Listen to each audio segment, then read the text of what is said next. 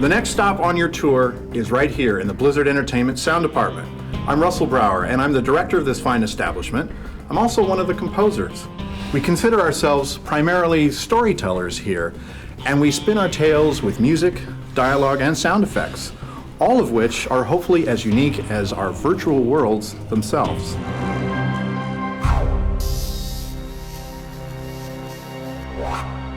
Well, in terms of the music for StarCraft 2, we generally divided it up along the lines of the different races. So Glenn Stafford worked on primarily the Terran music, Derek Duke did the Zerg music, and I did the Protoss music. Well, big surprise, I'm doing the Terran music again. I just got back from New York, recording with a live band.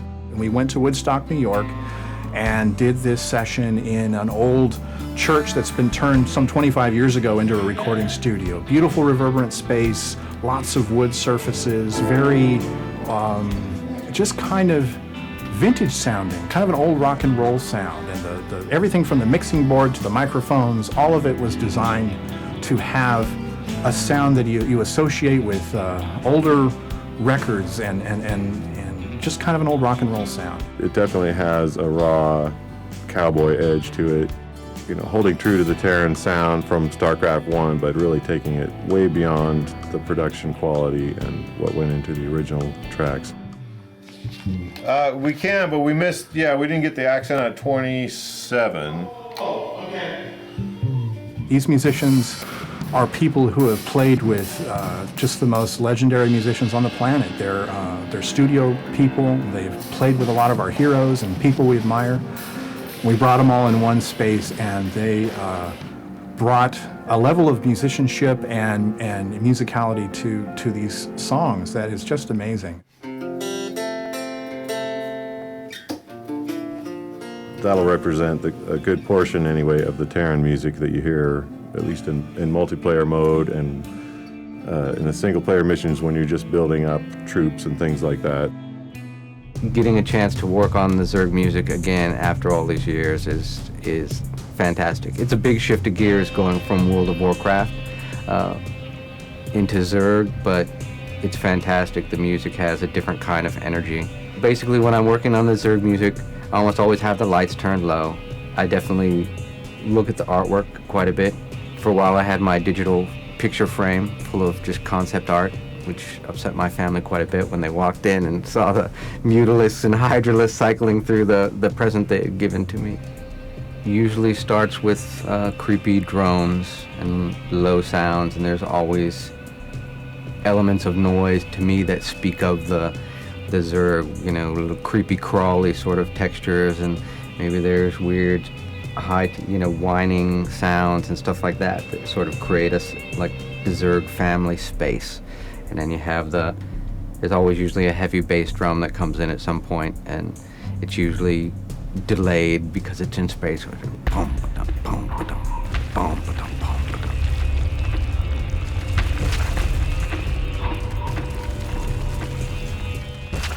From the very beginning of the project, I put drawings, concept art, backgrounds, settings, whatever I could find from either the game development group or the cinematics group of the Protoss and their ships and everything that I could find. I put it on the walls and studied them, and I let that imagery sink in over time. So while I'm writing music, even if it's for something else, I'm kind of soaking all that in, and it comes out eventually in what I write. Their soundscape is a layering of mystical whisperings, and it's kind of musical hieroglyphs, if you will. And I try to infuse those kind of sounds with fairly traditional orchestral melodic sounds for emotion, and then some textures created through synthesizers or sound design that bring a level of magic or just ethereal otherworldliness to it.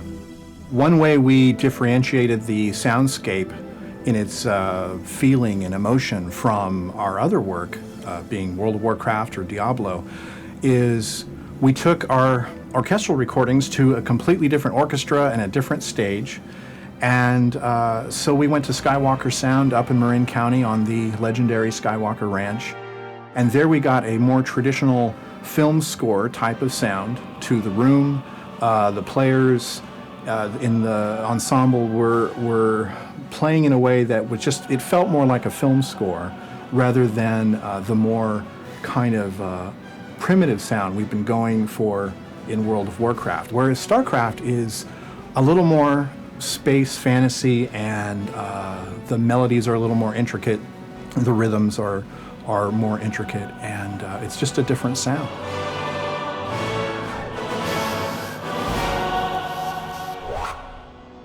I think the StarCraft 2 universe, in all of our minds, really does exist out there somewhere. And from my end of it, handling the dialogue, it's imperative that we found the perfect voices that really brought our Tychus and our Clotworthy and our Kerrigans to life. The galaxy will burn with their coming. Casting for voiceover actors goes through several rounds. The first is to kind of cast your net wide and far, and that requires myself and our team going through hundreds of auditions, listening for that one thing that somehow channels your character. And then from that, it goes through our different development teams. And then we have the callbacks where we bring the actors in person into the studio and work with a talented voiceover director to kind of direct them more into our role. Voiceover acting is very interesting. Even when I started, I thought, oh, it's so easy. You just get in front of the mic and you read the lines. And after working in voiceover as long as I have, it's such an art. Movie actors and TV actors can rely on their body language to convey emotions and to kind of, emote what the character's going through, whereby a truly talented voiceover actor who only can use their voice to convey deep emotion or anger or rage is so challenging. And people tend to think, oh, it's so easy, we can use anybody, but really, when you get a good voiceover actor in there, there's been many times I've been in the booth and we're silent because we're drawn into the scene because the actor's so good, and just through their voice, we're there with them, living what they're living and seeing what they're seeing. Where we really get to have a lot of fun is with the piss lines. That's what we call them, the piss lines, and that comes from Warcraft, where you clicked on a unit several times and eventually that unit would get pissed off and start saying nasty things to you. Thor was a really fun character.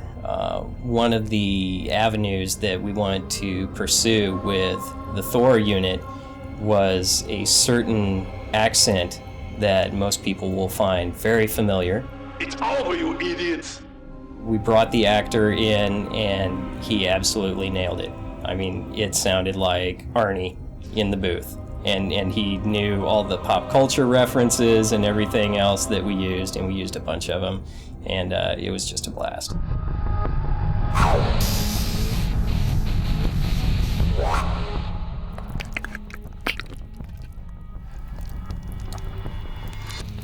Why would I bring a chicken and sour cream into the office? Well, it's the Zerg, right? I mean, it's some squishy, gross thing. And so originally I think the idea was I wanted sound for the creep. You experiment. You don't know that it's going to turn out the way that you want it to turn out. I'm creating source material for stuff that I know may not be for something specific, but will suit purposes for the race as a whole as I see it. So, I created gack, I created slime, I used liquid soap. I couldn't get the pina colada smell off my hands for days. I had just gotten back from the restroom and I was noticing how it just had this sound when I was rinsing my hands, and so I said we ought to try and see if we can get some of the liquid soap.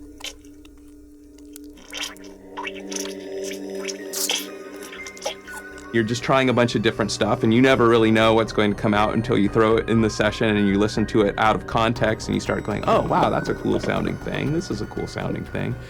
Largely, it's all improvisational, and you really don't know what's going to happen. So, that totally sounds like a creature right there. Yeah, it does. Yeah, it just sounds like some freaky alien creature. I was originally listening to these liquid soap files, and we had the door open here, and Paul was in here, and Glenn was in here, and we're listening to them, and Chris Metzen walked by. Then he comes back and sticks his head in, and he's all, did you just mic the upstairs bathroom? Gack. Take one. I don't see really any difference between what I do and what a composer does, to be honest. It's just different music. And you listen to it a little bit differently. It doesn't have a snappy beat to it or whatever, but So you're setting, it's all the same things that a composer would try to do: tension and emotion and environment and space and telling a story somehow of, giving some background as to what a unit might sound like, or what this planet that you're on, that you're supposed to, go spelunking for some godforsaken artifact or something. You got to create that world and make it seem real. So you could be a laser, or another laser, or a shark with a laser. We have had a lot of fun working on StarCraft. From the early days of StarCraft 1, when Glenn and his team first defined the sounds of a new universe, to our current group of dedicated sound designers, composers, and producers, we've had an amazing time working on StarCraft 2. So from all of us at Blizzard Sound, log into BattleNet, turn up the volume, and enjoy.